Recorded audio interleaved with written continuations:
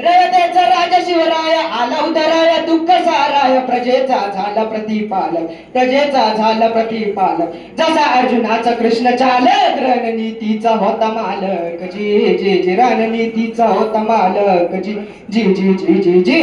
एका ठिकाणी मनामध्ये एवढी सत्तेची मनामध्ये भीती असताना राजा आपला भगवा ध्वज घेऊन रयतेच्या रक्षणासाठी झटत होते आणि ही परिस्थिती बघता रयतेच्या मनामध्ये राजांविषयी सहानुभूतीची भावना निर्माण होऊ लागली आणि अशा वेळी काय प्रसंग घडला काय चालत सहज मैदानी हाक निर्वाणी शिव बजावगाणी व्याकुळत वृत्त कापे धरधर व्याकुळत वृत्त कापे धरधर न्याय दावणे मला अगोदर सांग काय चुकले माझ्या जवळ जी जी जी सांग काय चुकले माझ्या जवळ जी जी जी जी जी जी राजा आपल्या काही सवंगड्यांना घेऊन मुलगा फेरफटका मारत असताना त्यांच्या कानी एक निर्वाणी हाक पडती राजा थांबा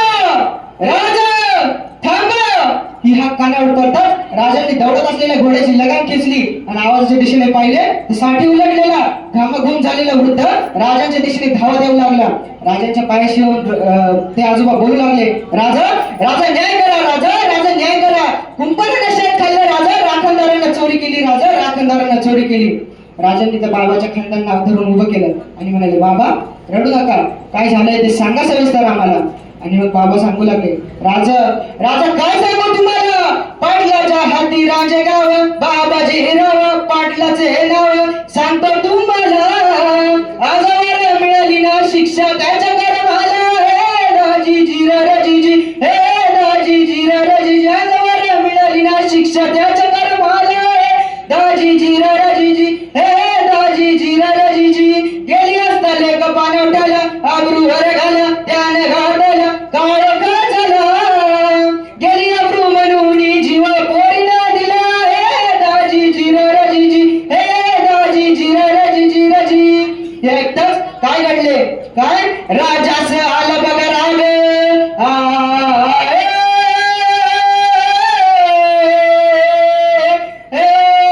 राजास आलं बघा राग खवळला वाघ भडकली आग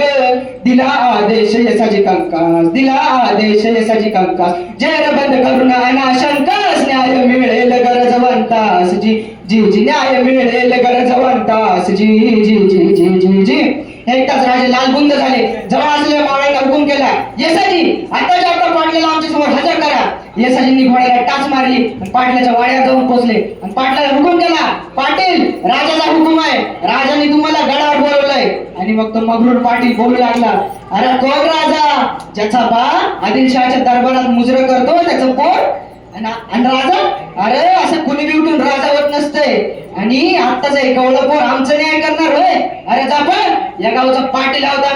आम्ही म्हणू ती पूर्व दिशा आणि करू तो न्याय असतोय मग काय प्रसंग घडला काय येसाजी गेले धावून येसाजी गेले धावून तलवार गाडी ठेवून पाटलाशी बोलले रोखून आम्हा हुकूम नाही म्हणून जीव देतो तुला सोडून नाहीतर नेला असतं कापून पाटला विना येसाजी कंक आल परतून जी जी जी आल परतून जी जी जी पाटला विना येसाजी कंक आल परतून जी जी जी आल परतून जी जी जी येसाजी पाटला परत परतून आले घडलेला सर्व वृत्तांत राजांना सांगितला पुन्हा राजांच्या हुकुमानुसार 50 मावळ्यांना घेऊन पाटलाला जखड बंद करून राजासमोर हजर करण्यात आले आणि मग पाटील तरी पाटलाची मस्ती चिरली नव्हती पाटील आता हिस केलेत म्हणतोय सोडा सोडा मला पाटील आहोत आम्ही काय नाही आम्हाला इथं काय गुन्हा केला आम्ही सोडा म्हणतोय ना पाटील आम्ही पाटील आणि मग राजाने पाटलांकडे बघितलं आणि म्हणाले पाटील आणि तुम्ही अरे रयतेच्या तुम्ही रक्षक झाले भक्षक लाज तुम्हाला देवरात जशी भगवानी समजतो आम्ही माता स्त्रीला ती महिषासुर मर्दिनी रक्षी देवाला तशी घरची लक्ष्मी बहुमान पुरुषाला पिलाईचे दूध कळलं हे त्याला लक्ष्मी जिथे सुखात देत दिन रात सोन्याची वाट पेटल रामा बलरामा राघवा दाजी आजी झिर झिर हे जी जी बलरामा राघवा दाजी आजी झिर झिर हे जी जी राजाने पाटलांकडे बघितलं आणि म्हणाले पाटील आपल्याला मिळालेली जहागीरदारी ही उपभोगायची नसून ती जबाबदारी पार पाडणारी आणि प्रसंगी न्याय करणारी असावी पण आपण ज्या स्त्रीवर अति प्रसंग केला ती कुणाची तरी आई असेल कुणाची तरी बहीण असेल एवढंही भान नसावं असली कुठली दुर्डी चढली आहे तुम्हाला एक तास पाटलाची चूक लक्षात आली. पाटील हात जोडू लागला. राजा माफ करा राजा, पुन्हा अशी चूक होणार नाही. राजा म्हणाले, पाटील आम्ही जर तुम्हाला माफ केलं तर हे स्वराज्य आम्हाला कदापि माफ करणार नाही. आणि तुम्ही ही जी गायावाया करताय ना, हीच गायावाया त्या माऊलीने केली होती, पण तुम्हाला तिची दया आली नाही. अशा निर्दयी माणसाची आम्हाला का म्हणून दया येईल? आणि मग राजाने एक हुकूम केला आणि शिक्षा सुनावली. ती कशी म्हणाल तर ऐका. शिक्षेची केली बजावणी, शिक्षेची केली बजावणी, ऐकावे कान देऊनी, पोर धरली ज्याच्या हातानी, ते हात टाका कापुनी, जे पाय गेले धावनी, तो नावे गुडघे पासुनी, जप्त करा आधी पाटील की ठेव विद्यानी जी जी जी, ठेव विद्यानी जी जी जी, जप्त करा आधी पाटील की ठेव विद्यानी जी जी जी, ठेव विद्यानी जी जी जी जी जी जी. आणि राजाने नुसता हुकूम सुनावण्यास थांबले नाही, तर त्याची अंमलबजावणी तेव्हा झाली कारण ते स्वराज्य होतं दादा. आणि म्हणून सांगता एक शाहीर, इतिहास सांग प्रसंग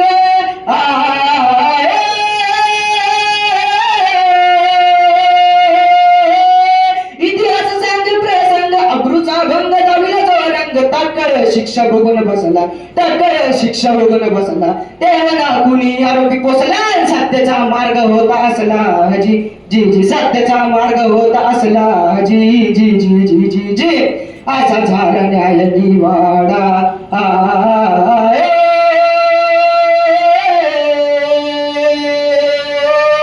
असा झाला न्याय निवाडा, बोल घ्या तोडा गातो पोवाडा, कवी कल्याण कवन करता, कवी कल्याण कवन करता, गुरुदेवानंद चरणी माथा, अनर्स शाहीर गातो गाथा, अनर्स